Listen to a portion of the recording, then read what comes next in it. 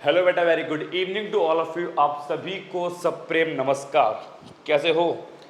सारे बढ़िया हो, मस्त हो, मजे में हो? ठीक। 11 पास करके 12th में आ गए? हाँ भैया, आ तो गए। तो भैया अभी अभी आप लोग सारे के सारे अपनी 11th क्लास पास करके 11th के सभी सब्जेक्ट में महारथी हासिल करके आप लोग 12th क्लास में एंटर कर चुके हो। और यहाँ पे 12th क्लास की आज आपकी पहली क्लास है इकोनॉमिक्स की। आपने 11 में ही को पढ़ी, बड़े होने से आपने पढ़ी, पास करी, अच्छे मार्क्स लाए, उसके लिए आप सभी को कॉन्ग्रेचुलेशंस। लेकिन अब आप 12th में आ चुके हो, पहले ही जान लो। But 12th class 11th class की तरह नहीं है।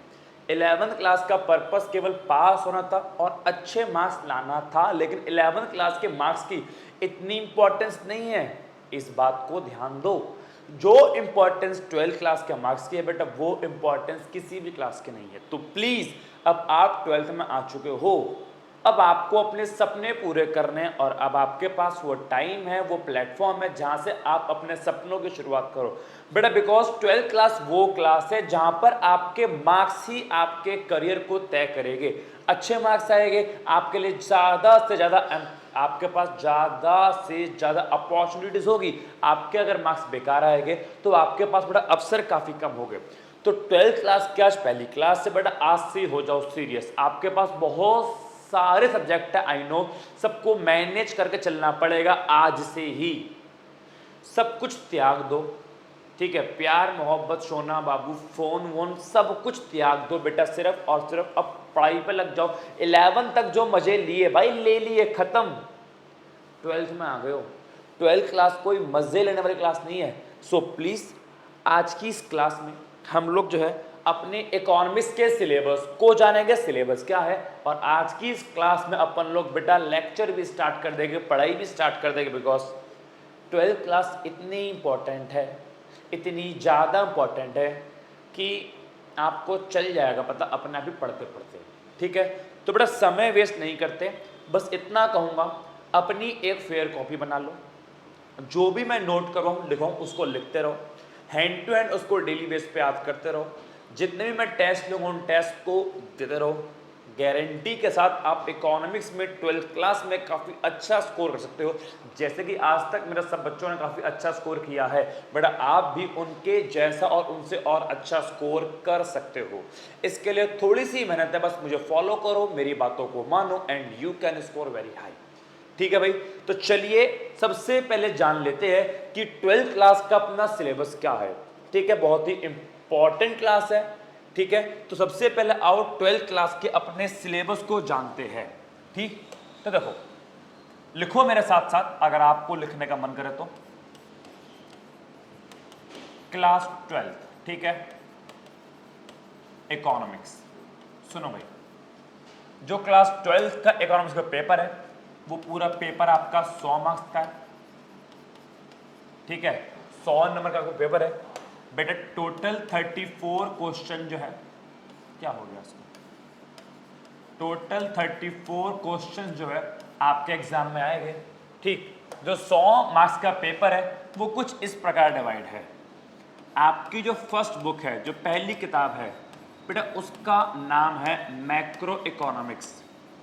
ठीक है, जिसको हिंदी में कहता हूं बच्चों समष्टि अर्थशास्त्र। याद करो, 11 में थी माइक्रो व्यष्टि अर्थशास्त्र, 12th में है आपकी बच्चों मैक्रो समष्टि अर्थशास्त्र। ठीक है जी। उसके बाद जो आपकी दूसरी किताब है, जो आपकी सेकंड बुक है, ठीक, सेकंड बुक बेटा, इस बुक का नाम है आपका इंडियन इकोनॉमिक डेवलपमेंट। हिंदी में इसको बोलूंगा बच्चों भारतीय अर्थव्यवस्था का विकास। तो एक बुक आपको ये पढ़ने जो कि एग्जाम में आपके 40 मार्क्स की आएगी, और एक बुक आपको वो पढ़ने जो कि आपके एग्जाम में 40 मार्क्स 40 मार्क्स की आएगी। तो 40 मार्क्स की आपकी पहली बुक है, 40 मार्क्स की आपकी दूसरी बुक है। लेकिन भैया आप तो बोल रहे हो कि पेपर 100 नंबर का, रुको जरा, सब्र करो, सब बता रहा हूं भाई। जो आपके 20 मार्क्स रह गए 40 ये जो बच्चों आपके 20 मार्क्स रह गए, डोंट वरी, उस 20 मार्क्स का बच्चों आपका होगा स्कूल में प्रैक्टिकल। ठीक है, स्कूल में प्रैक्टिकल होगा, वाइवा होगा, उस प्रैक्टिकल और वाइवा के बेस पे आपको 20 मार्क्स मिलेंगे, तब जाके टोटल आपके 100 मार्क्स कवर हो पाएंगे। भाई देखो मैं तो बोलता हूँ जो 20 मार्क्स है ना, ये 20 मार्क्स की आपको टेंशन लेनी नहीं है। अगर आपके 40 मार्क्स यहाँ पक्के है, 40 मार्क्स आपके यहाँ पक्के है, तो यहाँ पे आपको 20 मार्क्स मिलने ही है। अरे प्रैक्टिकल क्या है यार, ये आपकी फाइल बनवाएगा, ठीक है, टीचर्स कुछ क्वेश्चंस पूछेगा, तो अगर आपके पास अच्छे से फाइल बनी हुई है, टीचर्स अगर आपसे क्वेश्चन पूछ रहा है और आप उन क्वेश्चंस का प्रॉपर आंसर दे रहे हो, तो आपको 20 मार्क्स पूरे पूरे मिल जाएंगे। ठीक है, प्रैक्टिकल में फाइल बनवाता है और जो है बाहर से टीचर आपके स्कूल में आएगा और आपसे वाइवा ले कुछ क्वेश्चन पूछेगा। तो एक बात बताओ, अगर आपने मैक्रो के 40 मार्क्स की तैयारी पूरी है, इंडियन इकोनॉमिक्स के 40 मार्क्स की तैयारी पूरी है, तो जो वाइवा लेगा, वाइवा तो आपका सिलेबस ही लेगा, जो आपको पढ़ाया है वही तो पूछेगा। तो अगर आपके 40 मार्क्स यहाँ पक्के हैं, 40 मार्क्स आपके यहाँ पक्के हैं, तो 20 मार्क्स की टेंशन ही क्या है, 20 मार्क्स पूरे मिल जाएंगे। तो मैं तो बोलता हूँ इस 20 मार्क्स के लिए अलग से कुछ एफर्ट्स मत लगाओ, ये 40 और ये 40, इन दोनों में इतने बेहतरीन एफर्ट्स लगा लो, इनमें इतनी जान फूंक दो कि आपके 20 मार्क्स आपको पूरे पूरे मिल जाए, टीचर भी नहीं रोक सके अपने आप को 20 मार्क्स देने से। ठीक है, तो उसके लिए आपको ये और ये अच्छे से बच्चों एफर्ट्स में लगाने पड़ेंगे, अच्छे से कवर करना पड़ेगा। हम जो स्टार्ट करेंगे बेटा, हम लोग स्टार्ट करेंगे अपनी पहली बुक से, दैट इज मैक्रो इकोनॉमिक्स से। और मैक्रो इकोनॉमिक्स के अंदर बेटा 5 यूनिट है, कितनी है, 5 यूनिट। तो उन 5 यूनिट में से हम अपनी यूनिट नंबर 1 स्टार्ट करेंगे, जिसका नाम है नेशनल इनकम। अरे बोलो, यूनिट नंबर 1 का नाम क्या है बच्चों, नेशनल इनकम। तो देखो मैं इन सभी के नाम नहीं लिखवा रहा अभी, यूनिट कौन कौन सी है, जैसे जैसे आप आगे पढ़ोगे, आगे बढ़ोगे, सिलेबस आगे बढ़ेगा, आपको समझ में आ जाएगा। हाँ, मैं एक बार ओरली बोल दूंगा, यूनिट नंबर 1 आपकी 10 मार्क्स की, जिसका नाम है नेशनल इनकम। यूनिट नंबर 2 बच्चों आपकी मनी और बैंकिंग 6 मार्क्स की है। यूनिट नंबर 3 आपका इनकम एंड एम्प्लॉयमेंट 12 मार्क्स की यूनिट है। यूनिट नंबर 4 बेटा गवर्नमेंट बजट, सरकारी बजट 6 मार्क्स। और आखिरी unit, unit number 5 balance of payment and foreign exchange rate, जो कि आपकी 6 मार्क्स की है। तो कुल मिलाकर 40 मार्क्स आपके 5 यूनिट में कवर हो जाएंगे। और जब मैं इस वाले बुक को कराऊंगा इंडियन इकोनॉमिक डेवलपमेंट, तो इसका सिलेबस मैं आपको तभी बताऊंगा। अभी मैं इसके बारे में कितनी भी, कैसी भी, कोई भी छोटी मोटी बड़ी कोई भी बात नहीं कर रहा। अभी हमारा फोकस इस पे बच्चों मैक्रो इकोनॉमिक्स पे, समष्टि अर्थशास्त्र पे। बोलो हाँ, समझ में आ गया। 11th क्लास पढ़ के आ गए, अब 12th में अच्छे से पढ़ना, ध्यान से पढ़ना, आज से ही बेटा मन लगा के पढ़ना। अगर सच में अच्छा स्कोर करना चाहते हो तो। यार मेरा बाल बहुत ज्यादा बिखर रहे हैं आज। चलो, तो ये है आपकी यूनिट नंबर 1, जिसका नाम है नेशनल इनकम। तो चलिए एक पहले पेज पे, अच्छे पेज पे सजा के लिख लीजिए यूनिट नंबर 1 नेशनल इनकम। ऐसा ना हो कि आज सजाया, कल काम किया, परसों काम किया, फिर वो ही अपने पुराने वाले रूप में आ गए। अब पढ़ ले गए, कौन नोट कर रहा, नोट्स में लिखा हुआ तो है भाई। जैसे आप आज पढ़ोगे ना, ऐसे ही आप पूरे साल पढ़ो।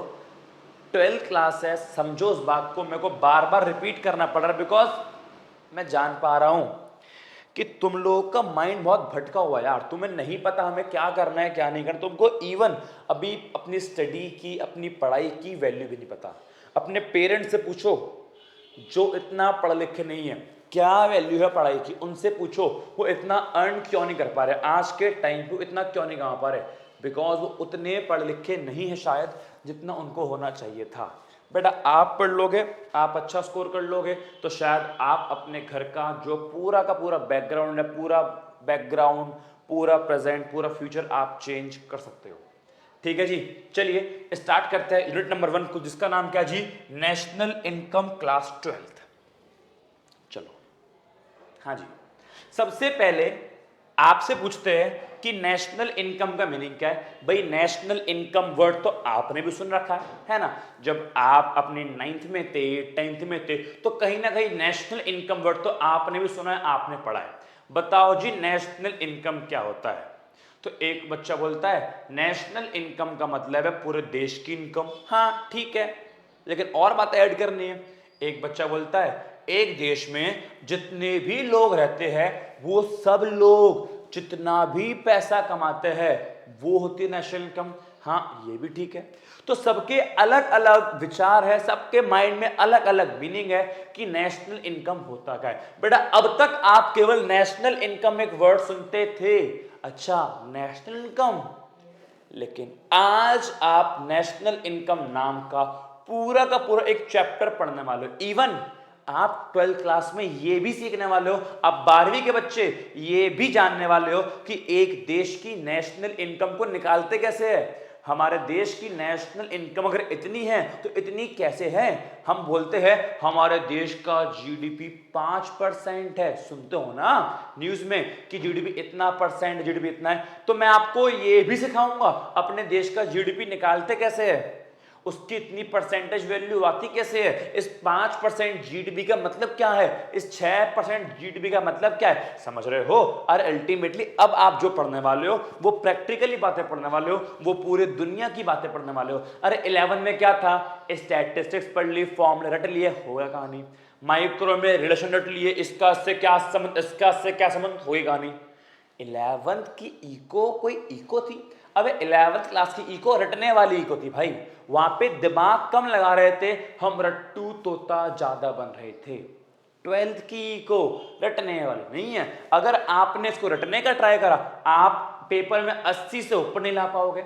भाई साहब रटना नहीं है, अंडरस्टैंडिंग करनी है, समझना है, ताकि पेपर में पूरे के पूरे 100 में से 100 आए। तो नेशनल इनकम को रटने का ट्राई मत करना, 10 नंबर का भाई साहब। नेशनल इनकम आपके एग्जाम में आपको इन्फॉर्म कर दूं पहले ही, अबे नेशनल इनकम आपके एग्जाम में भाई साहब 10 मार्क्स का आने वाला है। तो 80 में से पूरे 80 नंबर के पेपर में से 10 मार्क्स का तो आपका नेशनल इनकम ही हो गया भाई। लगभग जो आपको पूरा पेपर होगा, ऐसे मान लो अबे क्या हो गया, जो पूरा पेपर होगा ऐसे मान लो कि 12.5% पेपर आपके 100% में से 12.5% पेपर तो आपका नेशनल इनकम में से आएगा। अगर 80 में से 10 नंबर का है तो 100 में से 12.5% क्वेश्चन तो आपके नेशनल इनकम के ऊपर होने वाले भाई साहब। तो प्लीज अच्छे से समझना। चलिए नेशनल इनकम का मीनिंग क्या है, आओ इसके मीनिंग को जाने। तो सुनो यहां पे लिखा है national income is the sum total of factor income. जो नेशनल इनकम है ना वो क्या है, वो फैक्टर इनकम का सम है। कि national income is the sum total of factor income. It means क्या, अगर मैं सभी फैक्टर इनकम को जोड़ दूं, अगर मैं सभी फैक्टर इनकम को जोड़ दूं तो क्या मिलेगा, नेशनल इनकम। लेकिन भैया ये फैक्टर इनकम क्या होता है ये तो बताओ। आप बोल रहे हो फैक्टर इनकम जोड़ दो, फैक्टर इनकम जोड़ दो, फैक्टर इनकम जोड़ दो, हिंदी बोलते कारक आय, हिंदी में क्या बोलते हैं, कारक आय जोड़ दो राष्ट्र आय मिल जाएगी, नेशनल इनकम मिल जाएगी। अबे बुड़बक, अरे बच्चों ये फैक्टर इनकम होता क्या पहले ये जान लो। तो एक पहला कंसेप्ट आपको पढ़ाऊंगा, फैक्टर इनकम क्या होता है, ठीक है। तो national income is the sum total of factor income earned by. इस फैक्टर इनकम को किसने कमाया, अर्न मींस कमाना, किसने कमाया, बाय नॉर्मल रेसिडेंट, एक देश के सामान्य निवासी ने। अब अगला क्वेश्चन माइंड में आ रहा होगा, अब ये नॉर्मल रेसिडेंट कौन होता है, तो ये पढ़ा हुआ कंसेप्ट नंबर 2 में। तो दो बातें आपको मुझे बतानी है, पहला कि फैक्टर इनकम क्या होता है और दूसरा नॉर्मल रेसिडेंट क्या होता है, और फिर वो चाहे देश के अंदर हो विद इन और आउटसाइड चाहे देश के बाहर हो, ठीक है। अभी आपको उसका मीनिंग कुछ पल्ले पड़ ही नहीं रहा होगा, अरे भाई पल्ले पड़ेगा ही नहीं, बिकॉज इसमें दो शब्द ऐसे आ गए जिनका मीनिंग आपको पता ही नहीं। तो एक काम करते हैं, पहले जानते हैं फैक्टर इनकम क्या होता है और फिर जानते हैं नॉर्मल रेसिडेंट क्या होता है, ठीक है ना। हिंदी में सेम कि पहले जानते हैं कारक आय क्या होता है और बच्चों फिर जानते हैं सामान्य निवासी क्या होता है। और जब इन दोनों को जानने के बाद मैं आपको उसके मीनिंग को पढ़ाऊंगा तो भाई साहब आपको उसका मीनिंग 110% समझ में आ जाएगा। अरे आप खुद किसी को पढ़ा दोगे, इतना अच्छे से क्लियर हो जाएगा कि आप खुद किसी को पढ़ा दोगे कि आ तेरे को नेशनल इनकम का मीनिंग समझाऊं।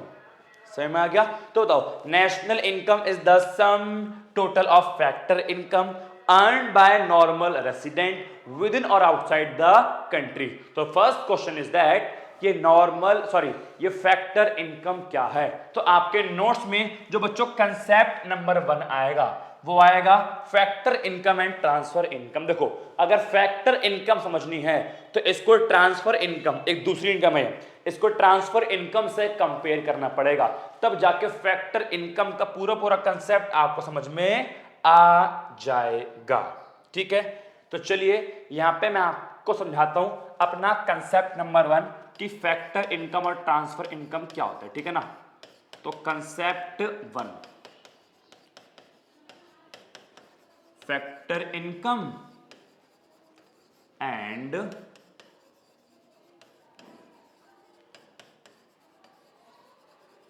Transfer income. चलो भाई बेटा, हिंदी में फैक्टर इनकम को अपन लोग बोलते हैं कारक आय, या कारक आय के साथ साथ मैं इसको साधन आय भी बोल सकता हूं। ट्रांसफर इनकम को हिंदी में अपन लोग बोलते हैं जी हस्तांतरण आय। ठीक, चलो सुनो, देखते होती क्या है।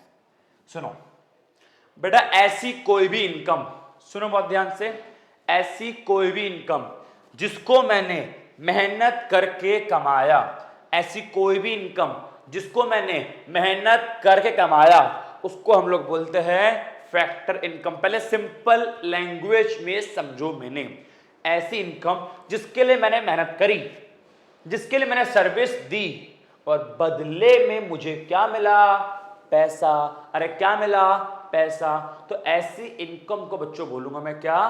Factor income. समझ में आ गया? दूसरा, ऐसी कोई भी इनकम जो बिना मेहनत करे मुझे मिल गई। अरे मैंने कोई मेहनत नहीं करी, कुछ काम नहीं करा, लेकिन तब भी पैसा आ रहा है, तब भी पैसा आ रहा है, उसको बच्चों बोलते हैं ट्रांसफर इनकम। तो ऐसी इनकम, सुनो सुनो सुनो, ऐसी इनकम जिसके लिए मैंने मेहनत करी और पैसा कमाया, क्या बोलूंगा उसको मैं? Factor income. ऐसी इनकम जिसके लिए मैंने कोई भी मेहनत नहीं करी लेकिन तब भी पैसा आ रहा है, उसको बोलूंगा मैं ट्रांसफर इनकम। एग्जांपल समझो बेटा, मैं आपको पढ़ा रहा हूं, मैं मेहनत कर रहा हूं, मैं आपके लिए क्लास रिकॉर्ड कर रहा हूं, अब इस क्लास को मैं आपको भेजूंगा, आप इससे पढ़ोगे, पढ़ के आपको अच्छा लगेगा एंड देन आप मेरे को फीस पे करोगे। समझ रहे हो? तो मैंने मेहनत करी, मैंने पढ़ाया और बदले में मेरे को फीस मिली। तो जो पैसा मिला वो क्यों मिला? मेहनत के बदले, मेहनत करी तो पैसा मिला। तो इसको बोलता हूं मैं फैक्टर इनकम। लेकिन मान लो बेटा मेरा बर्थडे आ रहा है, ठीक है? अब बर्थडे आ रहा है तो सुनो बेटा, मान कर लो आ रहा है, ठीक है बेटा, मेरा बर्थडे आ रहा है। बेटा मेरा बर्थडे आता है 8 मई को, ठीक है? 8 मई को मेरा बर्थडे है बेटा। शर्ट मेरे आती है एल साइज की, ठीक है? जीन्स बेटा 34 नंबर की जीन्स आती है बेटा। शूज का 9 नंबर आता है, तो आप लोग देख लेना, ठीक है? 8 मई को मेरा बर्थडे आ रहा है, ठीक? अदरवाइज 9643399334 ये बच्चों मेरा पेटीएम और फोन पे नंबर है। आप चाहो तो इस पे पेटीएम या फोन पे भी कर सकते हो। प्लीज 8 मई की डेट है, याद रखना। मैं 7 मई को ना आपको ग्रुप पे इन्फॉर्म कर दूंगा, ठीक है, कि कल मेरा बर्थडे है। तो भाई साहब कल मेरा बर्थडे है, सॉरी कल नहीं, 8 मई को मेरा बर्थडे है। अब आप लोग तो हो ही अच्छे बच्चे, अब 8 मई को मेरा बर्थडे है और 8 मई को बर्थडे पे जैसे ही मैंने अपना पेटीएम खोला, देखा कि एक बच्चे ने मेरे को 1000 रुपए ट्रांसफर कर रखे। ओहो, एक बच्चे ने मेरे को 1000 रुपए फीस के अलावा, अरे फीस देता है, फीस के अलावा उसने 1000 रुपए ट्रांसफर कर रखे। अब बताओ, क्या मैंने कोई मेहनत करी? नहीं। क्या मैंने कोई काम किया? नहीं, लेकिन तब भी पैसा, वो तो बच्चों का प्यार है, बच्चों की प्रेम मोहब्बत, मैंने कोई मेहनत नहीं करी, मैंने कोई काम नहीं करा, लेकिन तब भी क्या मिल रहा है मेरे को? पैसा मिल रहा है। ये कौन सी इनकम हो गई? ट्रांसफर इनकम हो गई। तो ट्रांसफर इनकम वो इनकम जिसके लिए मैंने कोई भी मेहनत नहीं करी, लेकिन तब भी पैसा आ रहा है, उसको बोलते हैं ट्रांसफर इनकम। बताओ समझ में आया कि नहीं आया? या नॉर्मल एग्जांपल लो, ये एग्जांपल हटाओ, ठीक है? बस आपको बता दिया मैंने कि 8 मई को मेरा बर्थडे है और ये इन प्रकार की चीजें पहनता हूं मैं। और हाँ, प्लीज अगर कुछ देना हो तो ढंग का देना, अदरवाइज फोटो फ्रेम में मेरी फोटो चिपकवा के, मेरा कोलाज बनवा के, या कप पे मेरी फोटो लगा के मत दे देना भाई, ठीक है? तुम यहाँ पे आओ, तुम टॉपिक पे आओ। सुनो, अब मान लो मेरा बर्थडे है, मेरे दादा ने मेरे बर्थडे पे मेरे को दिए 1000 रुपए, ले बेटा ऐश कर, 1000 रुपए ले। बताओ, मेरे दादा ने मेरे को मेरे बर्थडे पे 1000 रुपए दिए। अरे कौन सी इनकम हो गई वो? Transfer income. उसके लिए मैंने कोई काम किया नहीं, कोई मेहनत करी नहीं, ट्रांसफर इनकम। आप लोग स्कूल पढ़ते हो ना? हाँ, हम लोग स्कूल पढ़ते हैं। तो जो बच्चे गवर्नमेंट स्कूल में पढ़ते हैं उन्हें पता होगा कि हर साल गवर्नमेंट जो है ना बच्चों को कुछ पैसा अकाउंट में ट्रांसफर करती है। 1700 रुपए, 2000 रुपए आते हैं ना? हाँ, तो हर साल जो गवर्नमेंट आपको आपके अकाउंट में 1700 रुपए, 2000 रुपए स्कॉलरशिप के नाम पे ट्रांसफर कर रही है। बताओ कौन सी इनकम है वो? जी ट्रांसफर इनकम है। क्यों? क्या आपने कोई मेहनत करी? नहीं। क्या आपने कोई काम किया? नहीं, लेकिन फिर भी पैसा आ रहा है ना, फिर भी पैसा मिल रहा है ना जी। कौन सी इनकम हो गई जी? ट्रांसफर इनकम हो गई। एक टैक्सी ड्राइवर ने टैक्सी चला चला के बहुत सारा पैसा कमाया। बताओ कौन सी इनकम है वो? बताओ बताओ बताओ।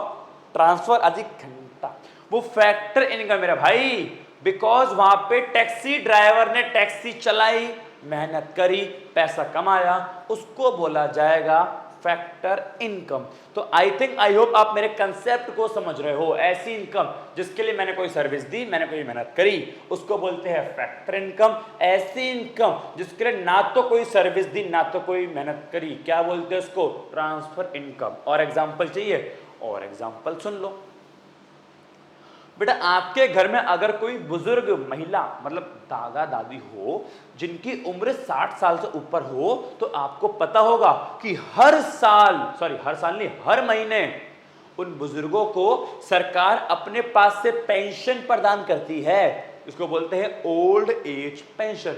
2500 रुपए की पेंशन हर महीने उन बुजुर्गों को मिलती है सरकार की ओर से। अरे क्या उन बुजुर्गों ने सरकार के लिए कोई काम किया? नहीं। अगर आपके माइंड में आ रहा हो कि भैया सिर्फ उनको मिलती है जिन्होंने सरकार के पास काम, नहीं बेटा, उसकी बात नहीं कर रहा। वो होती है retirement pension. I am not talking about retirement pension, I am talking about old age pension, वृद्धावस्था पेंशन। तो बुजुर्गों को जो पेंशन मिलती है हर साल, हर महीने जो बुजुर्गों को 2500 रुपए की सरकार की ओर से पेंशन मिलती है, जो 60 साल से ऊपर है, वो कौन सी इनकम है उन बुजुर्गों के लिए? जी वो है ट्रांसफर इनकम। बिकॉज उन बुजुर्गों को कोई नहीं काम करना पड़ रहा, लेकिन फिर भी पैसा आ रहा है। तो बताओ, अब तो क्लियर हो गया फैक्टर इनकम और ट्रांसफर इनकम में क्या डिफरेंस है? हाँ जी भैया क्लियर है, ओके। तो डिफरेंस नंबर 1 बनता है, इसके लिए अच्छे शब्दों का प्रयोग करूंगा कि फैक्टर इनकम वो है जिसके लिए मैंने कोई प्रोडक्टिव सर्विस या कोई फैक्टर सर्विस दी। अल्टीमेटली मैंने कोई मेहनत वाला काम किया या अल्टीमेटली मैंने कोई सर्विस दी। तो ऐसी इनकम जिसके लिए मैंने कोई फैक्टर सर्विस दी या कोई प्रोडक्टिव सर्विस दी, अल्टीमेटली जिसके लिए मैंने मेहनत की, वो कौन सी इनकम है जी? Factor income. और ऐसी इनकम जिसके लिए मैंने कोई भी प्रोडक्टिव सर्विस या कोई भी फैक्टर सर्विस नहीं दी, ऐसी इनकम जिसके लिए मैंने कोई भी प्रोडक्टिव सर्विस या फैक्टर सर्विस नहीं दी, इट मीन्स अल्टीमेटली मैंने मेहनत नहीं की,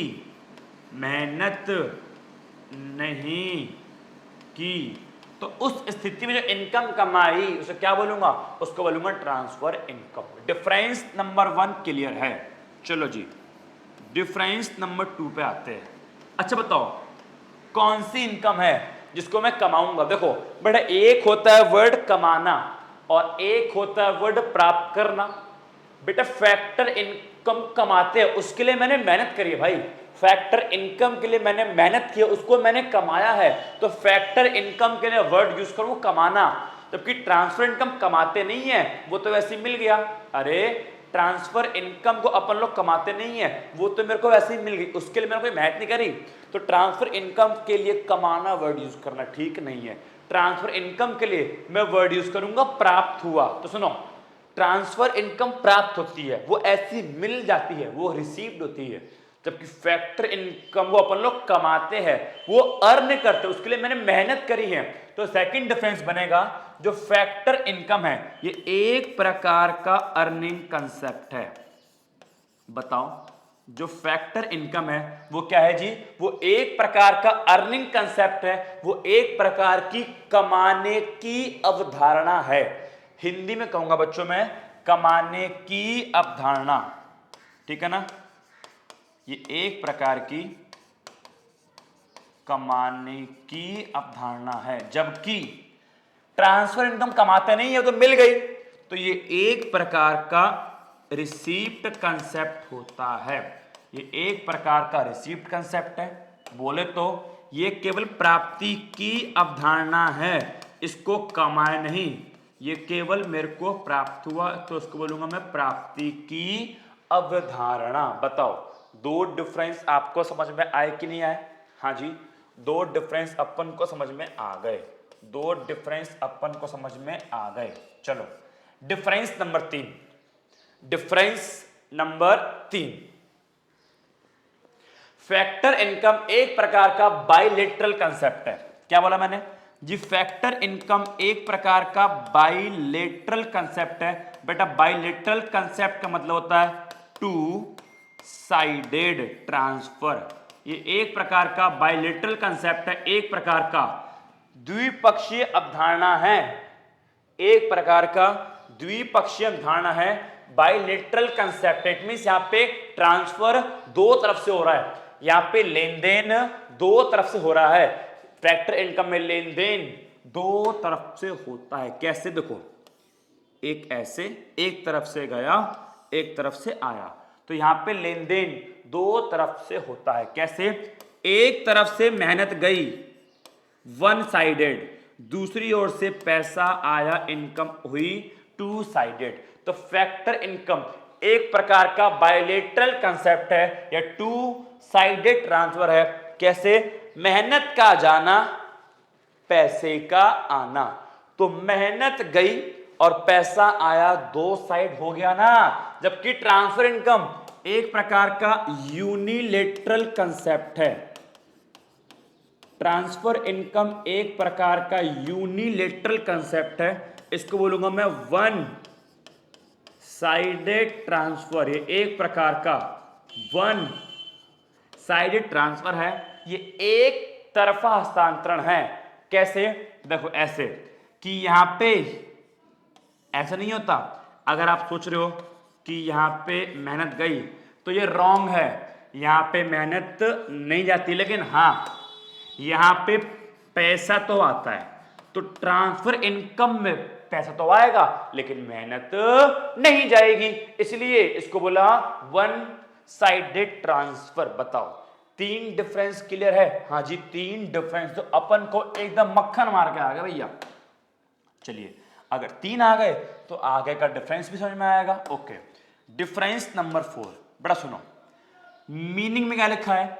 मीनिंग में क्या लिखा है जी? मीनिंग में लिखा है ये कि national income is the sum of factor income. It means क्या? नेशनल इनकम में फैक्टर इनकम आती है, जब मैं फैक्टर इनकम को जोड़ दूंगा तो क्या बन जाएगी? National income. इट मींस मैं बोलूंगा कि जो फैक्टर इनकम है इट इज इंक्लूडेड, ये शामिल होती है, it is included in national income. जो फैक्टर इनकम है वो नेशनल इनकम में शामिल होती है। और सुनो साथ साथ एक वर्ड और लिखो, डोमेस्टिक इनकम। अभी डोमेस्टिक इनकम पढ़ाऊंगा आपको बाद में, बस लिख लो इतना समझो कि नेशनल इनकम और डोमेस्टिक इनकम में फैक्टर इनकम शामिल होगी कि फैक्टर इनकम को जोड़ूंगा तो नेशनल इनकम और डोमेस्टिक इनकम की प्राप्ति हो जाएगी। जबकि अगर मैं बात करूं यहां पे तो ट्रांसफर इनकम कहीं भी नहीं आती, it is not included. Transfer income कहीं भी शामिल नहीं होती, it is not included in national income. ना तो ये राष्ट्रीय आय में शामिल होती है और डोमेस्टिक इनकम, ना तो ये डोमेस्टिक इनकम में शामिल होगी।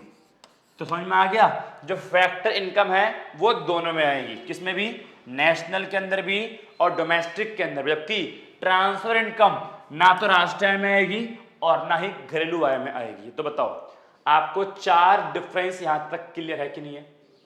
जल्दी बोलो, 4 डिफरेंस यहां तक क्लियर है? अगर आपको नोट करना है तो प्लीज इनको नोट कर लो जल्दी से, वीडियो पॉज करके।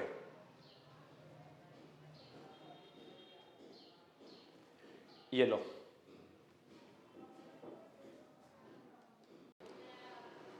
चलिए अब आखिरी डिफरेंस पे आते हैं, जो कि डिफरेंस है बच्चों क्या, एग्जाम्पल। जो कि डिफरेंस बच्चों क्या है अपन लोगों के, एग्जाम्पल। सुनो, चलो देखो बेटा, जो फैक्टर इनकम है ना, इसका एक मीनिंग और है, उसको समझते ध्यान से।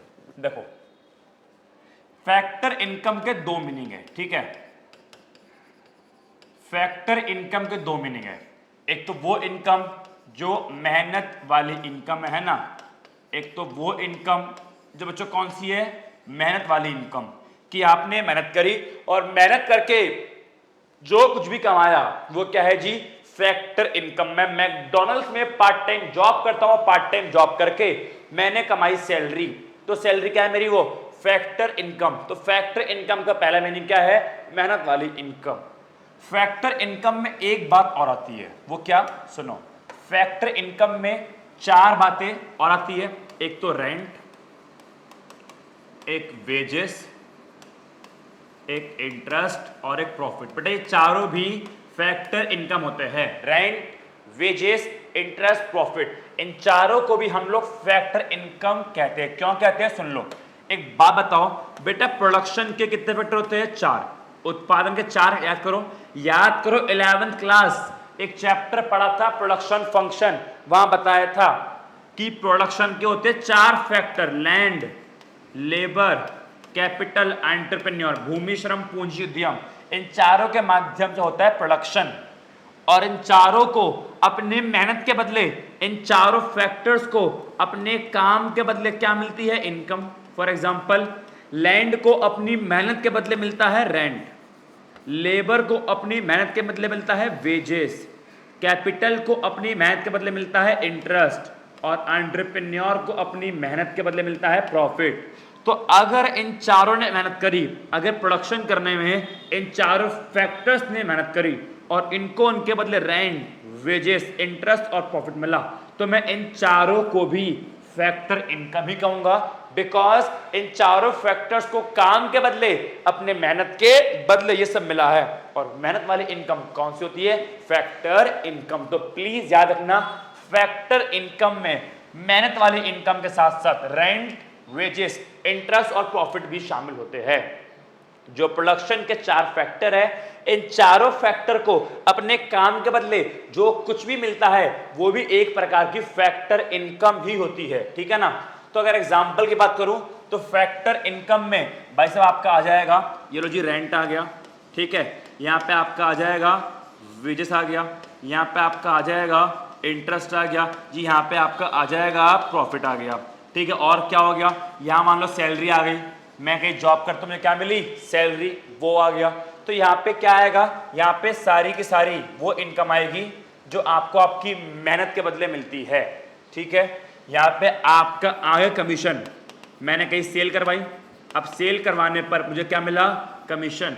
कमीशन मेरी कौन सी इनकम है, मेहनत वाली इनकम। अरे भाई मैंने किसी का माल बिकवाया, मैंने बोला तुम्हारा माल बिकवा दूंगा और तुम्हारे माल पे 10% पैसा मैं खाऊंगा, वो मेरी क्या हो गई, कमीशन। वही मेरी क्या है बच्चों, फैक्टर इनकम। समझ में आ गया।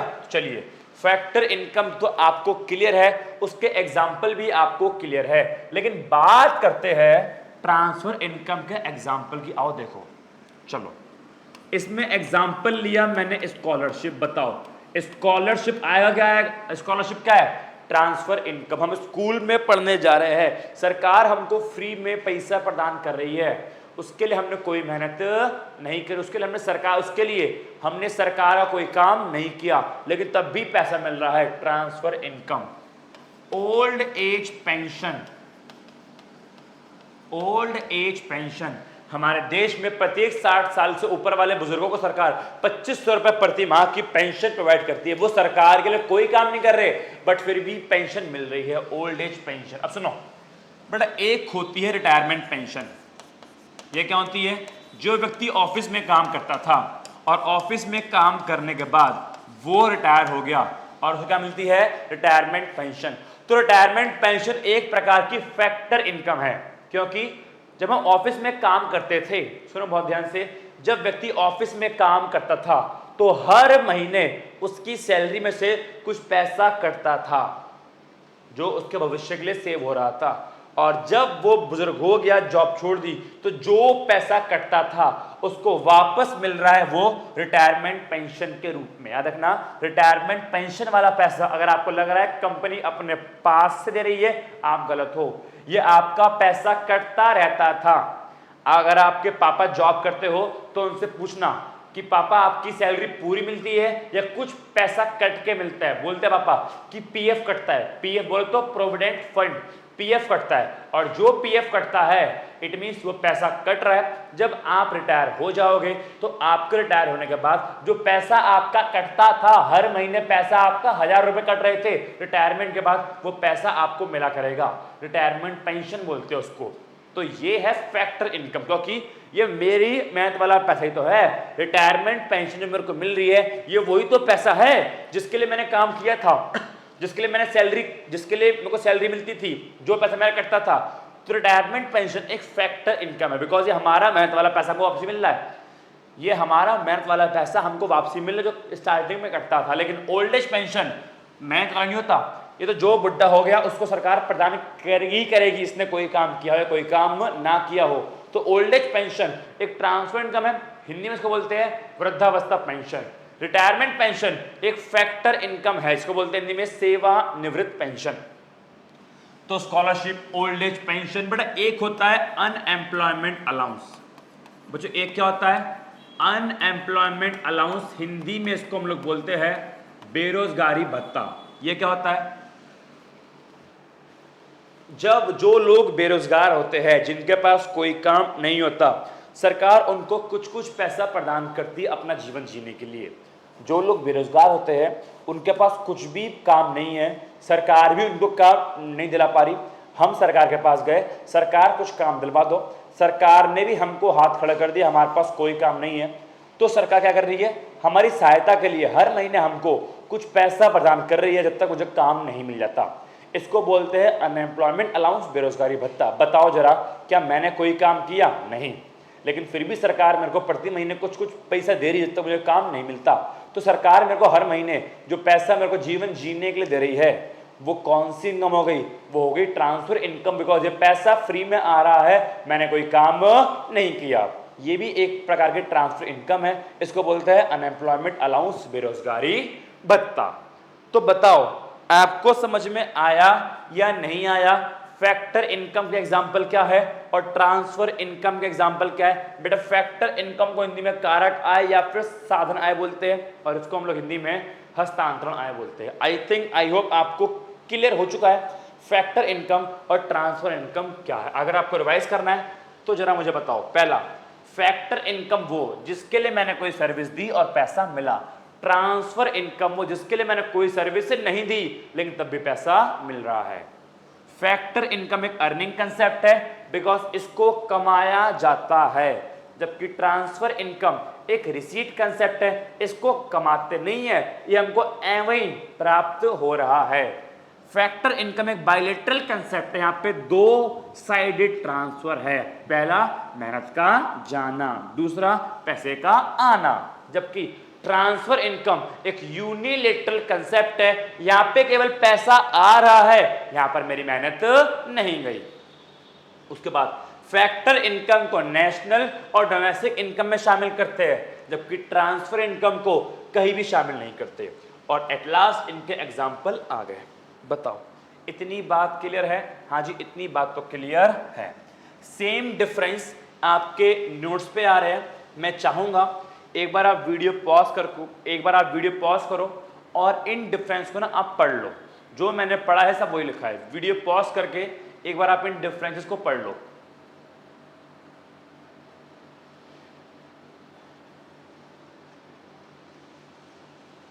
और ये पढ़ेंगे हिंदी मीडियम वाले बच्चे।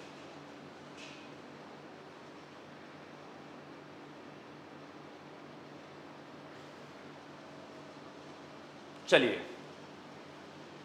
ये एक डायग्राम था, जिस डायग्राम के माध्यम से मैं आपको फैक्टर इनकम और करता हूं क्लियर। देखो बेटा, आप कभी गए हो, कहीं भी गए हो तो आप देखते हो कि एंट्री करने के लिए होता है गेट, और गेट पे लिखा होता है महिलाओं के लिए ये और पुरुष के लिए वो, कि पुरुष एंट्री करेंगे वहां से और महिलाएं एंट्री करेंगी। होता है ना, कहीं कुछ चेक हो रहा हो, ठीक है, तो होता है महिलाओं के लिए ये, पुरुष के लिए वो।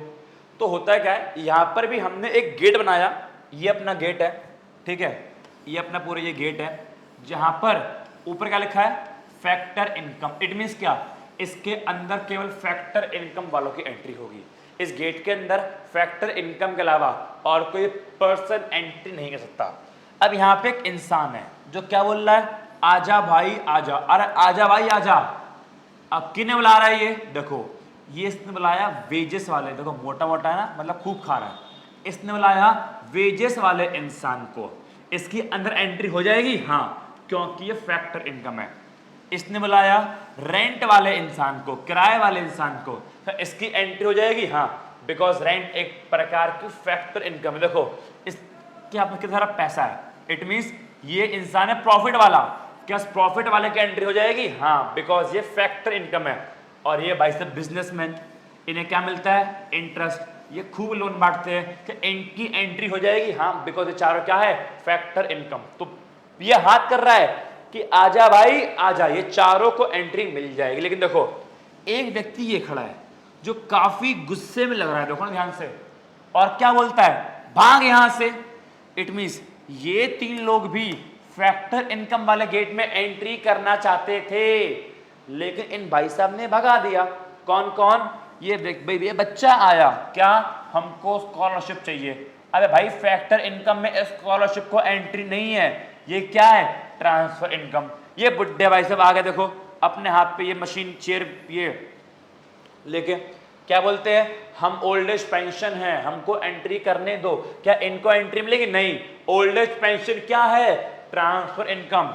ये आ गए बेरोजगार व्यक्ति, अनएम्प्लॉयमेंट अलाउंस, क्या इनको एंट्री मिलेगी? नहीं, ये बेरोजगार है, ये क्या है, ट्रांसफर इनकम। तो इन चारों को एंट्री मिलेगी, इन तीन भाई साहब को एंट्री नहीं मिलेगी, बिकॉज ये तीनों क्या है, transfer income. I think, I hope आपको समझ में आ रहा है क्या कि ट्रांसफर इनकम और फैक्टर इनकम में डिफरेंस क्या है। बताओ, इतना क्लियर है? अब एक काम करो, मैं आपके साथ बहुत सारे क्वेश्चंस करने वाला हूं, आप वीडियो को पॉज करो और जल्दी से फैक्टर इनकम और ट्रांसफर इनकम को रिवाइज कर लो। अब बहुत सारे क्वेश्चंस करेंगे उसको ऊपर, जल्दी से वीडियो पॉज करो और उनको रिवाइज करो। चलिए, आई थिंक आपने रिवाइज कर लिया होगा, तो करते हैं कुछ क्वेश्चंस को। हाँ जी, आपको बताना है कौन सी इनकम ट्रांसफर है, कौन सी इनकम फैक्टर है। सबसे पहला अनएम्प्लॉयमेंट अलाउंस, बेरोजगारी भत्ता, अभी पढ़ाते हैं हम, एक प्रकार की ट्रांसफर इनकम है, फ्री में मिलने वाला पैसा। सैलरी रिसीव बाय प्रथम, ओहो नाम मेरा आ गया, मेरे को एक कंपनी से सैलरी मिली, अरे मेहनत करूंगा, काम करूंगा, तभी तो सैलरी मिलेगी, एक प्रकार की है ये फैक्टर इनकम। चलिए, financial help to earthquake victim. अब सुनो बेटा, कहीं पे भूकंप आ गया, वहां पे विक्टिम माने पीड़ित लोग, वहां पे बहुत सारे लोग पीड़ित हो गए, सरकार ने उनको financial help the, it mean सरकार ने उनको पैसा भिजवाया। तो पीड़ितों को जो पैसा आ रहा है उनके लिए वो इनकम है। अब बताओ क्या पीड़ित ने कोई काम किया? नहीं, बट फ्री पैसा आ रहा है ना, तो उनके लिए ये कौन सी इनकम हो गई जी? ट्रांसफर इनकम हो गई। ओके, अगला कंपनसेशन रिसीव फ्रॉम एम्प्लॉयर्स। बेटा एम्प्लॉयर्स माने मालिक और कंपनसेशन माने होता है सैलरी। मान लो आप, ये खैर आपको आगे पढ़ाऊंगा, सैलरी। तो भाई साहब मालिक से क्या मिला? कंपनसेशन मिला, पारिश्रमिक मिली, सैलरी मिली। तो सैलरी मिली है मालिक से, एक प्रकार की फैक्टर इनकम, बिकॉज मैंने काम किया होगा। अगला claim receive from insurance company by N injured worker. एक वर्कर था जो इंजर्ड हो गया, ठीक है, उससे कुछ नुकसान पहुंच गया, तो इंश्योरेंस कंपनी ने उसको क्लेम दिया, उसको पैसा दिया। एक बात बताओ, अगर इंश्योरेंस कंपनी से अपन को पैसा मिलता है, क्या ये मेरी फैक्टर इनकम हो गई? क्या ये मेरी मेहनत वाली इनकम हो गई? नहीं, ये एक प्रकार की ट्रांसफर इनकम होगी। बेटा बहुत सारे बच्चे वाले पॉइंट में कंफ्यूज हो रहे होंगे कि इंश्योरेंस कंपनी से मिलने वाला पैसा फैक्टर इनकम क्यों नहीं है? हम तो हर साल प्रीमियम पे करते हैं, हम हर साल प्रीमियम पे करते हैं, उसके बदले पैसे मिला। अबे नहीं, एक बात बताओ, जो आपने हर साल प्रीमियम पे किया, भाई मेरी बात सुनो, क्या आपने इसी वजह से पे किया था कि हमको पैसा मिलेगा ही मिलेगा? नहीं, आपने प्रीमियम पे किया था कि बाई चांस कल को कुछ हो जाए तो हमको पैसा मिलेगा। बाई चांस कुछ हो जाए तो पैसा मिलेगा। ये थोड़ी कि मैंने प्रीमियम पे करा अब तो मैं अपनी टांग काटूंगा, मैं पैसा कमाऊंगा। नहीं, जो आपको पैसा मिल रहा है ना, ये आपको, जो आपकी फैक्टर इनकम नहीं है, ये आपकी ट्रांसफर इनकम है। बिकॉज ये बाई चांस गलती से आपको नुकसान हो गया और आपको कंपनी पैसा दे रही है। अगर नुकसान नहीं होता तो आपको पैसा नहीं मिलता।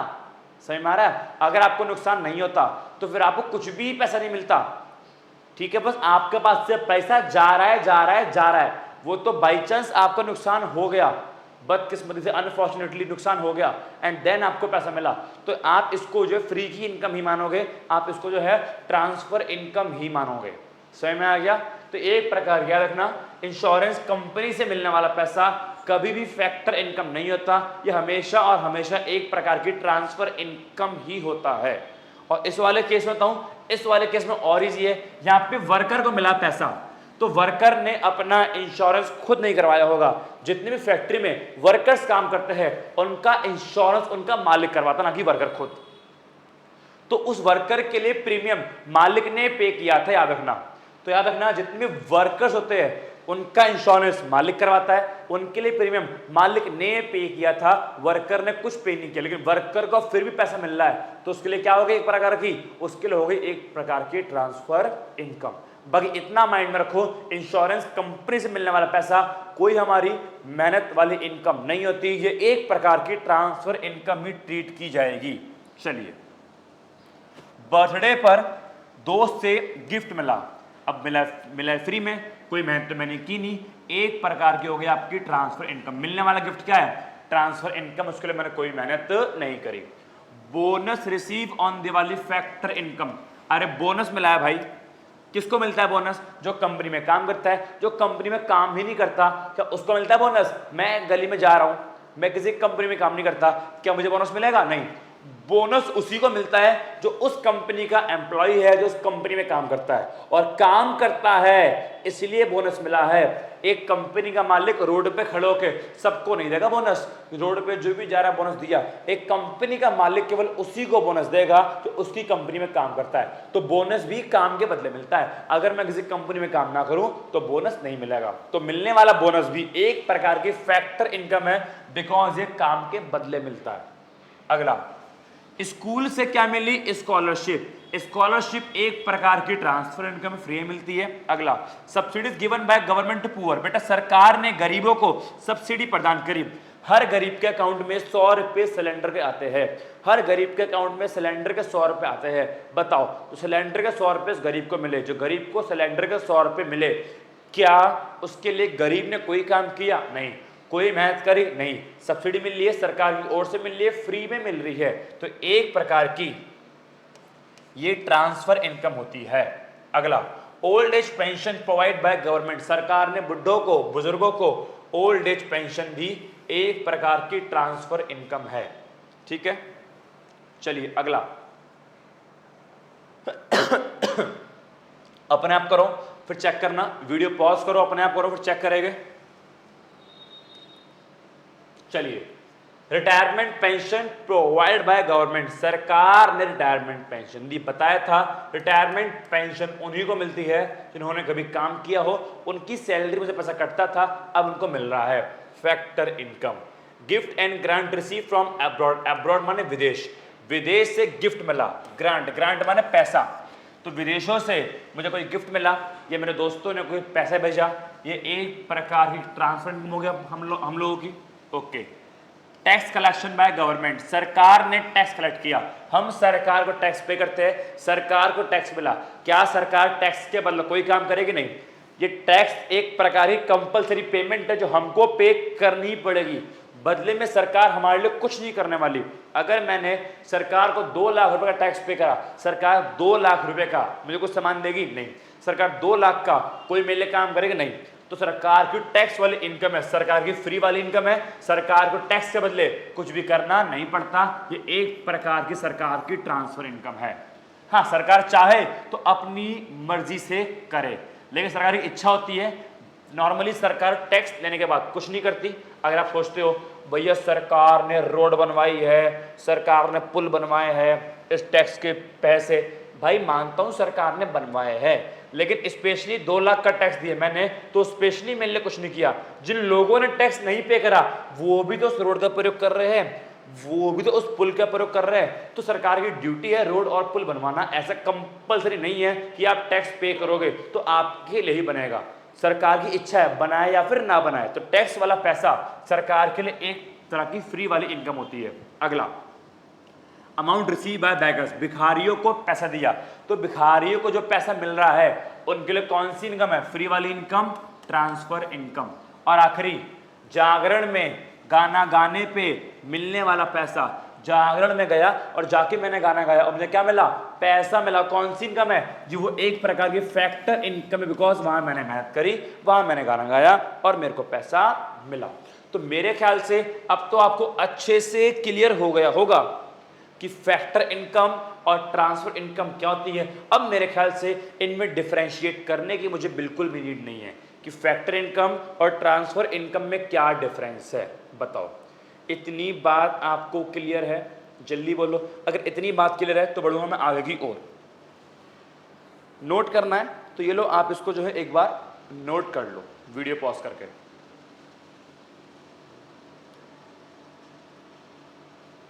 चलो ये भी लो।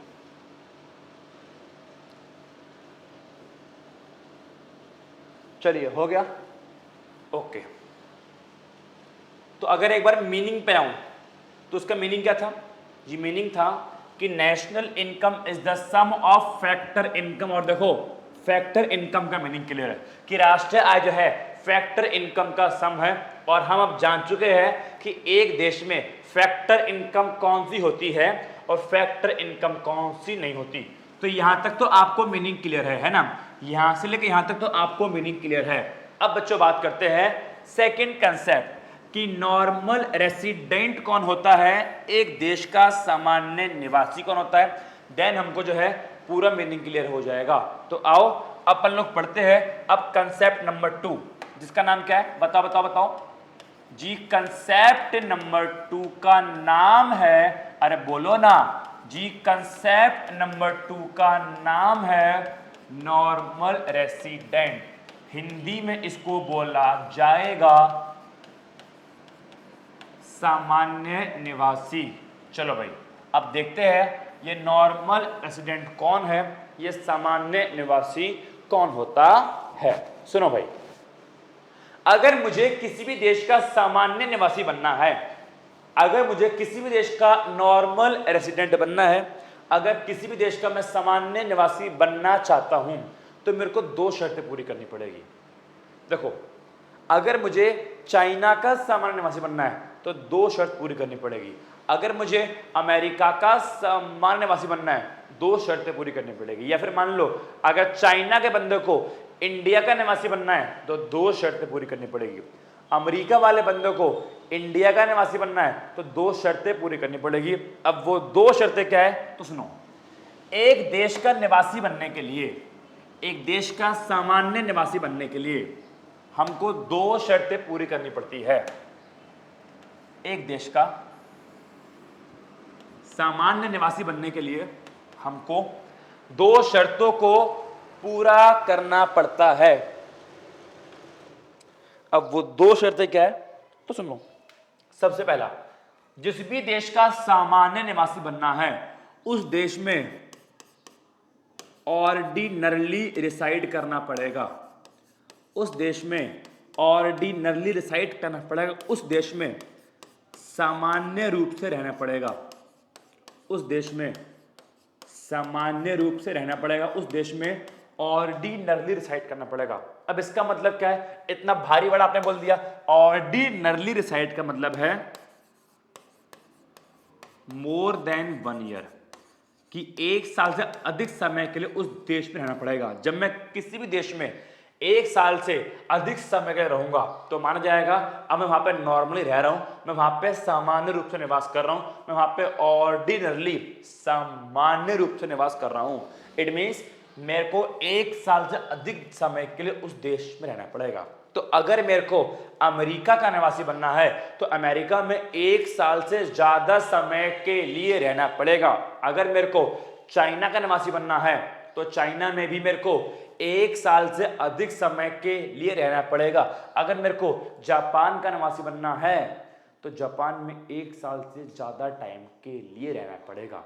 अब सुनो, अगर जापान वाले बंदों को इंडिया का निवासी बनना है तो जापान वाले बंदों को इंडिया में 1 साल से ज्यादा के लिए रहना पड़ेगा। अगर अमेरिका वाले बंदों को इंडिया का निवासी बनना है तो उस अमेरिका वाले बंदे को इंडिया में 1 साल से अधिक समय के लिए रहना पड़ेगा। तो कंडीशन नंबर 1, आपको जिस भी देश का सामान्य निवासी बनना है वहां पे आपको 1 साल से अधिक समय के लिए रहना पड़ेगा। उसके बाद एंड माने प्लस कि एक और कंडीशन है। कंडीशन नंबर 2 ये बोलता है कि जहां पे आप रह रहे हो आपका इकोनॉमिक इंटरेस्ट, आपकी आर्थिक रुचि भी उसी देश में होनी चाहिए। फॉर एग्जाम्पल, अगर मैं जापान में रह रहा हूं तो इकोनॉमिक इंटरेस्ट मेरा जापान में होना चाहिए। अगर मैं पाकिस्तान में रह रहा हूं तो इकोनॉमिक इंटरेस्ट, मेरी आर्थिक रुचि पाकिस्तान में होनी चाहिए। इकोनॉमिक इंटरेस्ट का मतलब क्या है? इकोनॉमिक इंटरेस्ट का मतलब है कि जो भी मेरी इकोनॉमिक एक्टिविटीज है, इकोनॉमिक एक्टिविटीज का मतलब पैसों से संबंधित क्रियाएं, आर्थिक गतिविधियां, एक्टिविटीज, कि जो भी मेरी इकोनॉमिक एक्टिविटीज है, जो भी मेरी आर्थिक क्रिया है। फॉर एग्जाम्पल, इकोनॉमिक एक्टिविटी में क्या आएगा? जैसे कि अर्न करना, कमाना, स्पेंड करना, खर्च करना, प्रोडक्शन करना, उत्पादन करना, ठीक है ना, सेव करना, इन्वेस्ट करना। इट मीन्स जो भी पैसों से संबंधित मेरी एक्टिविटी है, कमाना, खर्च करना, सेव करना, इन्वेस्ट करना, प्रोडक्शन करना, वो सभी मैं उसी देश में करने लग गया तो मेरे को लग रहा है कि मैं उस देश का निवासी बन गया। तो अगर मान लो मेरे को जापान का निवासी बनना है तो मेरे को जापान में 1 साल से अधिक समय के लिए रहना पड़ेगा, शर्त नंबर 1। और शर्त नंबर 2, अपनी सारी इकोनॉमिक एक्टिविटीज, अपनी सारी आर्थिक क्रिया, कमाना, खर्च करना, उड़ाना, सेव करना, इन्वेस्ट करना, वो सब भी अब मैं जापान में ही कर रहा हूं तो मैं जापान का निवासी बन जाऊंगा। अगर बाहर वाले बंदे को इंडिया का निवासी बनना है, अगर एक अमेरिकन को इंडिया का निवासी बनना है तो वो इंडिया में क्या करेगा? इंडिया में पहले उसको 1 साल से अधिक समय के लिए रहना पड़ेगा। और जब वो रह रहा है और इंडिया में, अब वो अपना इकोनॉमिक इंटरेस्ट भी दिखाए, बोले तो उसकी आर्थिक रुचि भी इंडिया में होनी चाहिए। उसका दिल, अब क्या बोले? उसका दिल बोले दिल है हिंदुस्तानी। मतलब मेरे कहने का ये है, अब वो इंडिया में कमा रहा है, इंडिया में खर्च कर रहा है, इंडिया में उसने अकाउंट खुलवा ले, इंडिया में उसका बैंक है, इंडिया में सेव कर रहा है, इंडिया में इन्वेस्ट कर रहा है, अमेरिका भूल गया तो उसको इंडिया का निवासी माना जाएगा। ठीक है, तो याद रखना, अगर आपके माइंड में ये हो कि नॉर्मल रेसिडेंट वो होता है जिस देश में उसका जन्म हुआ, तो आप गलत हो। नॉर्मल रेसिडेंट वो होता है जिस देश में वो 1 साल से अधिक समय के लिए रह रहा हो और उसकी आर्थिक रुचि भी उसी देश में बन जाए। सोनिया गांधी, जानते हो सोनिया गांधी? सोनिया गांधी का जन्म इटली में हुआ था। सोनिया गांधी का जन्म इटली में हुआ था, लेकिन बहुत टाइम से वो इंडिया में रह रही है और आज वो इंडिया में कमा रही है, इंडिया में खर्च कर रही है, इंडिया में अर्न कर रही है, इंडिया में सेव कर रही है। तो आपको समझ में आ रहा है अब वो इंडिया की निवासी बन चुकी है, क्योंकि उसकी सारी एक्टिविटीज इंडिया में है और इंडिया में वो काफी समय से रह रही है। तो किसी भी देश का निवासी बनना हो तो उसके लिए 2 शर्तें पूरी करनी पड़ेगी। उस देश में 1 साल से अधिक समय रहना पड़ेगा। दूसरा, अपनी सारी इकोनॉमिक एक्टिविटीज, अपना सारा इकोनॉमिक इंटरेस्ट उसी देश में दिखाना पड़ेगा, तो उस देश को इंडिया का निवासी माना जाएगा। तो बताओ, क्या एक अमेरिकन इंडिया का निवासी बन सकता है? हाँ। कब? 1 साल से ज्यादा रह ले, अपनी सारी एक्टिविटीज यहां पे करे। एक जापानीज भी ऐसे इंडिया का निवासी बन सकता है, एक पाकिस्तानी बंदा भी इंडिया का निवासी बन सकता है, एक रशियन भी इंडिया का निवासी बन सकता है। और अगर ये सारे इंडिया के निवासी बन जाएंगे ना, अगर ये सारे इंडिया के निवासी बन जाएंगे तो फिर इनकी इनकम, अब सुनो बहुत ध्यान से, इनकी इनकम इंडिया की नेशनल इनकम में शामिल होगी, क्योंकि ये लोग क्या बन गए? इंडिया के नॉर्मल रेसिडेंट। नेशनल इनकम का मीनिंग क्या है? National income is the sum total of factor income earned by normal resident. तो नॉर्मल रेसिडेंट, जब इंडिया का सामान्य निवासी कोई भी फैक्टर इनकम कमाएगा तो उसको इंडिया की नेशनल इनकम में जोड़ा जाएगा। एक अमेरिका पिछले 3 साल से, एक अमेरिकन पिछले 3 साल से इंडिया में रह रहा है, इंडिया में खर्च कर रहा है, इंडिया में कमा रहा है, इंडिया में इन्वेस्ट कर रहा है, तो उस अमेरिकन की इनकम अब इंडिया की नेशनल इनकम में शामिल होगी। ये मत सोचना इंडिया की नेशनल इनकम में केवल इंडियंस की इनकम आएगी, नहीं, बाहर के लोगों की इनकम भी इंडिया की नेशनल इनकम में आ सकती है। बस कंडीशन ये है वो सामान्य निवासी इंडिया के बन जाए। अगर कोई अमेरिकन केवल 2 महीने के लिए इंडिया में आता है और कुछ पैसा कमा के लेके जाता है तो उस केस में वो इंडिया का निवासी नहीं बना, तो फिर उसकी इनकम भी इंडिया की नेशनल इनकम में शामिल नहीं होगी। एक क्रिकेटर इंडिया में आया, एक क्रिकेटर इंडिया में आया, इंडिया में उसने मैच खेला और मैच खेलने पर इंडिया वालों ने, इंडियन गवर्नमेंट ने उस क्रिकेटर को कुछ पैसा दिया और वो क्रिकेटर जो है वापसी अपने देश चला गया। अब बताओ, उस क्रिकेटर ने इंडिया में जो पैसा कमाया क्या वो इंडिया की नेशनल इनकम में आएगा? नहीं, बिकॉज वो इंडिया का सामान्य वैसे नहीं बन पाया। क्यों? बिकॉज इंडिया में काफी कम टाइम रहा, मान लो लगभग केवल 2 हफ्ते वो इंडिया में रहा। तो 2 हफ्ते इंडिया में रहने पे क्या वो क्रिकेटर इंडिया का निवासी बन जाएगा? नहीं बनेगा। तो अगर किसी भी पर्सन को अपने देश का निवासी बनना है तो उसको अपने देश में 1 साल से ज्यादा टाइम के लिए रहना पड़ेगा और अपनी सारी एक्टिविटी यहां पर करनी पड़ेगी। अगर वो 1 साल से कम के लिए इंडिया में आता है और इंडिया से कुछ भी पैसा कमाता है और अपने देश लेके जाता है तो उस कमाए हुए पैसे को इंडिया की नेशनल इनकम में शामिल नहीं करेंगे, बिकॉज वो पर्सन इंडिया का निवासी नहीं बन पाया। आई थिंक, आई होप मेरी बात आपको समझ में आ रही होगी। चलो, अब मेरे अच्छे अच्छे क्वेश्चन का अच्छे अच्छे बच्चे आंसर देंगे, समझना बात को बहुत ध्यान से। मैं एक टीचर हूं, मैं अमेरिका में गया, 1 हफ्ते के लिए लेक्चर पढ़ाना था इकोनॉमिक्स का। तो मैं एक इकोनॉमिक्स का टीचर अमेरिका में 1 हफ्ते के लिए गया और इकोनॉमिक्स का लेक्चर वहां पे देके आया और भाई साहब मैंने कमाए कुल 20,000 रुपए। मेरे क्वेश्चन का आंसर दो, 20,000 रुपए कौन से देश की नेशनल इनकम में शामिल हो गए? हिंट ये है, मैं जिस देश का निवासी हूं उस देश की नेशनल इनकम में शामिल हो गए। सिंपल सी बात है। तो बताओ, मैं कहां का निवासी माना जाऊंगा? इंडिया का या अमेरिका का? भाई साहब मैं इंडिया का निवासी माना जाऊंगा, बिकॉज अमेरिका में केवल 1 हफ्ते के लिए गया था। मैं नॉर्मली इंडिया में रहता हूं, मैं पिछले काफी टाइम से इंडिया में रह रहा हूं। भाई एक व्यक्ति एक टाइम पे एक ही देश का निवासी माना जाएगा। मैं अमेरिका में केवल 1 हफ्ते के लिए गया तो मैं अमेरिका का निवासी नहीं माना जाऊंगा, मैं आज भी इंडिया का निवासी माना जाऊंगा। और अगर अब मैं निवासी इंडिया का हूं तो जो मैंने इनकम कमाई है ना, चाहे वो मैंने अमेरिका से क्यों ना कमाई हो, मैंने इनकम कमाई है, मैं इंडिया का निवासी हूं, तो इंडिया का निवासी अगर इनकम कहीं से भी कमाए, अगर वो निवासी इंडिया का है तो वो इनकम इंडिया की नेशनल इनकम में शामिल होगी। अगर मैं चाइना जाऊं, चाइना जाके मैं कुछ पैसा कमा के इंडिया में लेके आऊं, तो मैं निवासी इंडिया का हूं, तो भले ही मैंने पैसा चाइना से कमाया हो, फर्क नहीं पड़ता। किसने कमाया है? इंडिया के निवासी ने। तो इंडिया की निवासी ने कमाया पैसा, तो वो इंडिया की नेशनल इनकम में शामिल होगा। मेरी बातें समझो। यहां पे मैंने आपको दो बातें बोली।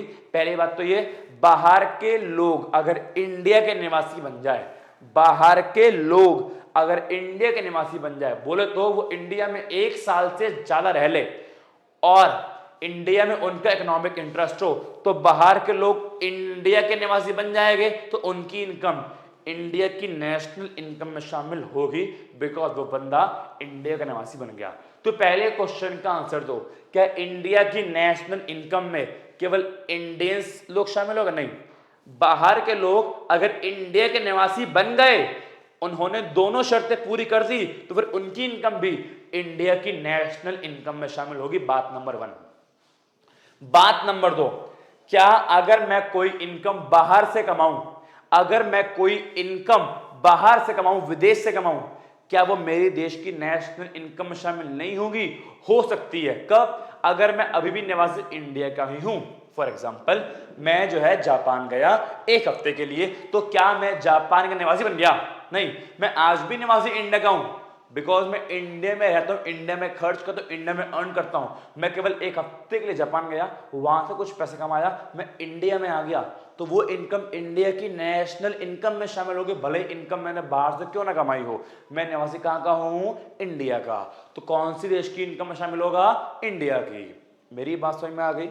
अगर आप चाहो तो इनके एग्जाम्पल लिख लो ताकि आपको याद रहेगा, ठीक है ना? कैसे? ऐसे,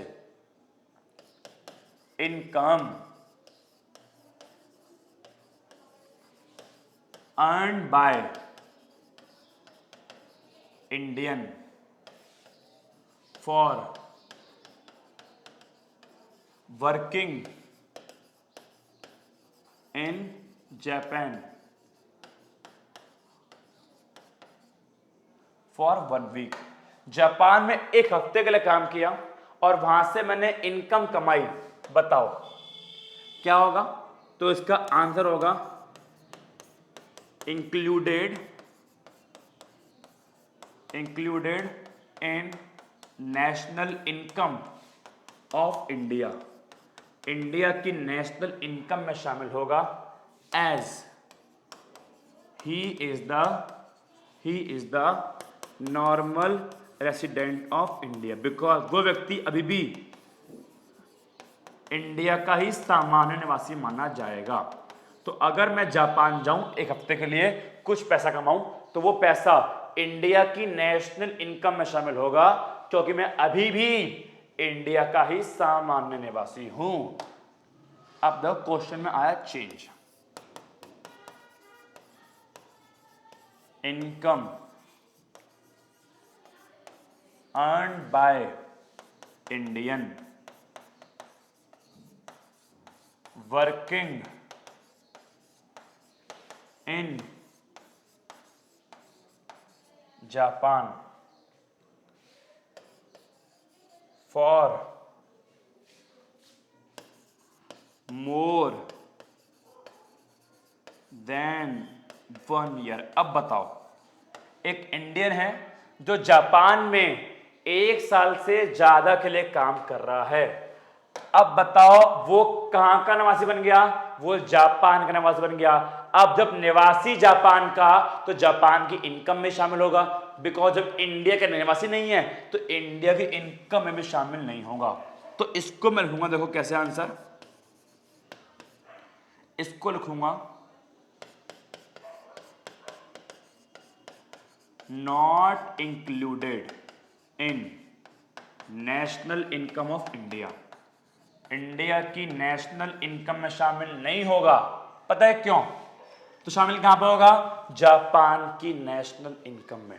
तो not included in the national income of India, क्योंकि एज ही इज द क्योंकि अब वो पर्सन क्या बन गया, ही is the normal resident of Japan, because अब वो पर्सन क्या बन गया, जापान का निवासी बन गया, तो इंडिया की इनकम में शामिल नहीं होगा। बताओ समझ में आया कि नहीं आया? तो भाई सिंपल सा मतलब ये है कि मेरे देश की इनकम में, मेरे देश की इनकम मतलब सिंपल सा मतलब ये कि अगर मैं इनकम देश के अंदर कमाऊं या देश के बाहर, उससे फर्क नहीं पड़ता। बस मैं अगर अपने देश का निवासी हूं, मैं इंडिया का नॉर्मल रेसिडेंट हूं, तो मेरी इनकम नेशनल इनकम में शामिल होगी। फिर चाहे वो इनकम मैं देश के अंदर कमाऊं चाहे देश के बाहर कमाऊं, कंडीशन क्या है, मैं इंडिया का निवासी होना चाहिए।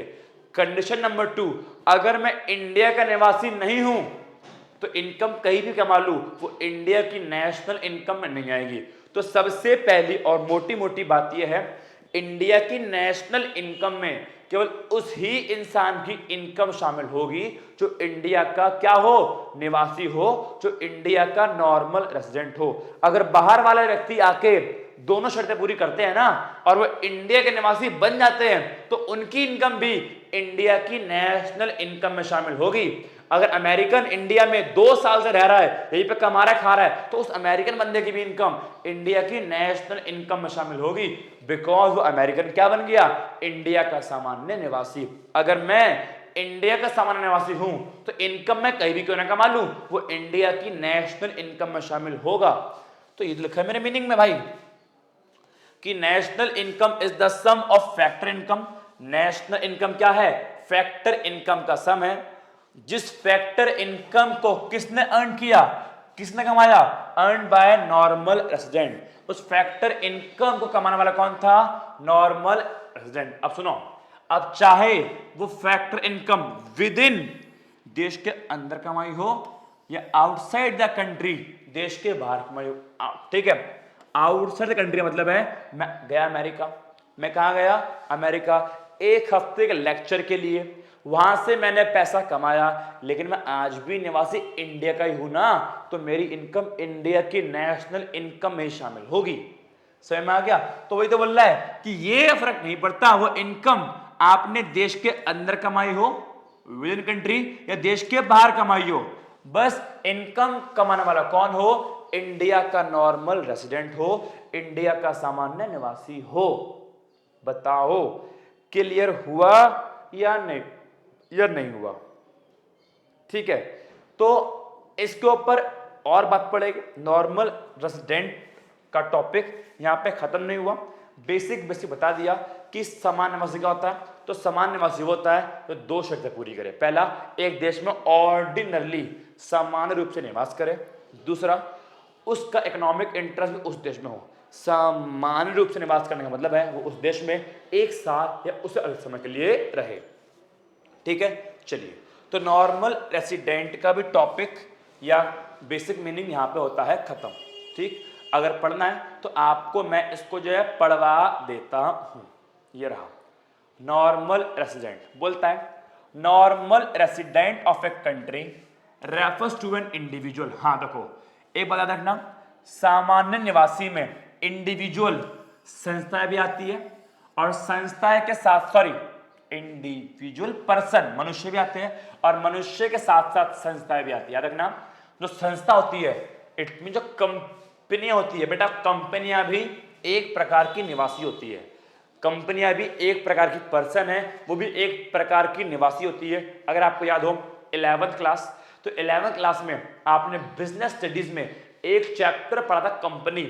वहां पे आपने कंपनी का पहला फीचर ये पढ़ा था, company is an artificial legal person. It means company भी एक लीगल पर्सन है, इट मींस कंपनी भी एक पर्सन है। ठीक है, ये आप 11th क्लास में याद करो, अकाउंटेंसी, वहां पे आपने पढ़ा था बिजनेस एंटिटी प्रिंसिपल, बिजनेस अलग बिजनेसमैन अलग। तो याद रखना, मनुष्य के साथ साथ संस्थाएं भी, कंपनियां भी एक देश की निवासी मानी जाती है। ठीक है, तो बोलता है नॉर्मल रेसिडेंट का मतलब है उन लोगों से जो एक देश में ऑर्डिनरली रिसाइड करे, मतलब 1 साल से अधिक समय के लिए निवास करे, और उनका सेंटर ऑफ इकोनॉमिक इंटरेस्ट और उनकी आर्थिक रुचि भी, इकोनॉमिक इंटरेस्ट भी उसी देश में हो जिस देश में वो रह रहे हैं। आगे बोलता है he is called a normal resident. उसको नॉर्मल रेसिडेंट उसलिए बोला जा रहा है सिंस माने क्योंकि वो उस देश में रह रहा है जहां पे उसका क्या है, इकोनॉमिक इंटरेस्ट। जिस देश में मेरा इकोनॉमिक इंटरेस्ट है और उस देश में मैं एटलीस्ट 1 ईयर और मोर, एटलीस्ट 1 साल और उससे ज्यादा समय के लिए रह रहा हूं, तो उस देश का निवासी बन जाऊंगा। मेरा इकोनॉमिक इंटरेस्ट जापान में और जापान में रहते रहते मेरे को 2 साल हो गया, तो अब मैं जापान का निवासी माना जाऊंगा। और अब मेरी कोई भी इनकम इंडिया की नेशनल इनकम में शामिल नहीं होगी क्योंकि मैं इंडिया का निवासी ही नहीं हूं। मैं निवासी कहां का बन गया, जापान का, तो मेरी इनकम अब इंडिया की नेशनल इनकम में शामिल नहीं होगी। बेटा एक ही बात यहां पे इंपॉर्टेंट है, इंडिया की नेशनल इनकम में केवल उस बंदे की इनकम शामिल होगी जो उस समय क्या होगा, इंडिया का नॉर्मल रेसिडेंट होगा। फिर चाहे इनकम देश के अंदर कमाओ, देश के बाहर कमाओ, कहीं से भी कमा के लगे हो, आप उस समय इंडिया के नॉर्मल रेसिडेंट, सामान्य निवासी होने चाहिए। ठीक है, इट मींस, तो वो दूसरा शर्त लिखी दोबारा कि इट मींस आपको इकोनॉमिक टेरिटरी माने देश की सीमा, तो बोलता है अगर आप मोर देन 1 ईयर, 1 साल से अधिक समय के लिए किसी देश की सीमा में रह रहे हो और आपका इकोनॉमिक इंटरेस्ट, इट मींस आपकी इकोनॉमिक एक्टिविटीज अर्न करना, खर्च करना भी उसी देश में हो रहा है, तो फिर आप उस देश की रेसिडेंट, निवासी बन जाओगे। चाइना में 2 साल से रह रहा हूं, 1 साल से ऊपर हो गया, 2 साल से रह रहा हूं, वहीं पे अर्न कर रहा हूं, खर्च कर रहा हूं, कमा रहा हूं, तो मैं चाइना का निवासी माना जाऊंगा। ठीक है, चलिए अच्छा मेरे और क्वेश्चन का आंसर दो। An American working in India, बहुत ध्यान से, an American working in India for more than 1 year, एक अमेरिकन इंडिया में 1 साल से ज्यादा के लिए काम कर रहा है, बताओ ये कहां का निवासी माना जाएगा, तो ही is the normal resident of India, normal resident of India, इसको भारत का सामान्य निवासी माना जाएगा। और बताओ अभी अमेरिकन जो भी इनकम कमाएगा वो शामिल कहां पे होगी, इंडिया की नेशनल इनकम में, बिकॉज ये इंडिया का निवासी है तो इंडिया की नेशनल इनकम में शामिल होगी।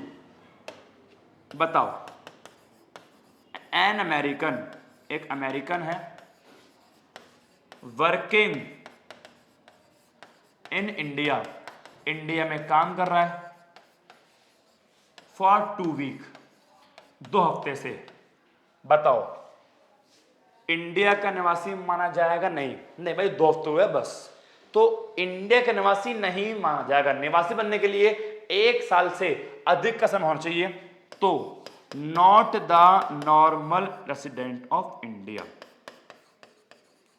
Not the normal resident of India, India का निवासी नहीं माना जाएगा। तो बताओ कहां का माना जाएगा, इंडिया का नहीं माना जाएगा तो कहां का माना जाएगा, ही विल बी द क्या, नॉर्मल रेसिडेंट ऑफ अमेरिका, फिर ये अमेरिका का ही निवासी माना जाएगा। आई थिंक मैं आपको समझा पा रहा हूं कि मैं आपको क्या कहना चाह रहा हूं। आई थिंक आप इस कंसेप्ट को अच्छे से समझ चुके हैं, नॉर्मल रेसिडेंट वाले कंसेप्ट को। सिंपल मोटी बात ये है कि नेशनल इनकम में केवल उस बंदे की इनकम शामिल होगी तो उस समय इंडिया का निवासी होगा। इनकम कहीं भी कमाओ कोई फर्क नहीं पड़ता, बस निवासी इंडिया का होना चाहिए। यहां पे लिखा है ना कि इनकम कमाओ विद इन द कंट्री, देश के अंदर, और आउटसाइड द कंट्री, देश के बाहर, फर्क नहीं पड़ता, बस इनकम कमाने वाला कौन होना चाहिए, इंडिया का नॉर्मल रेसिडेंट, इंडिया का सामान्य निवासी। तो मेरे ख्याल से नेशनल इनकम का पूरा मीनिंग क्लियर है। क्या लिखा है, national income is the sum total of factor income, clear है, अर्न बाय नॉर्मल रेसिडेंट, जिससे किसने कमाया हो, नॉर्मल रेसिडेंट ने। अब कहां कमाया हो, विद इन देश के अंदर और आउटसाइड देश के बाहर, उससे कोई फर्क नहीं पड़ता। बस दो बातें, कमाने वाला कौन हो, नॉर्मल रेसिडेंट, और कमाई क्या हो, फैक्टर इनकम, दैट्स ऑल। समझ में आ गया? तो भाई साहब आज के लिए इतना काफी है, मेरे ख्याल से कुछ ज्यादा हो गया। आप अभी भी 12th में आए हो और पहली क्लास में आपने इतना सारा पढ़ लिया, इतना ही पढ़ना पड़ेगा, डोंट वरी, इतना ही पढ़ना पड़ेगा भाई। 12th क्लास में हो, हलवा नहीं है, इतना ही आपको हर क्लास में पढ़ना पड़ा करेगा, ठीक है? तो आज के लिए इतना काफी है। जितना बच्चों मैंने पढ़ाया प्लीज उतना सारा अच्छे से याद कर लेना, उतना सारा नोट कर लेना, बार बार इसको रिवाइज करना, ठीक है? Okay, thank you so much. मिलते हैं अगली क्लास में, नेक्स्ट वीडियो में, नेक्स्ट लेक्चर में। और जब तक मैं ना मिलूं, दुआओं में याद रखना। Thank you so much, bye bye, God bless you, take care.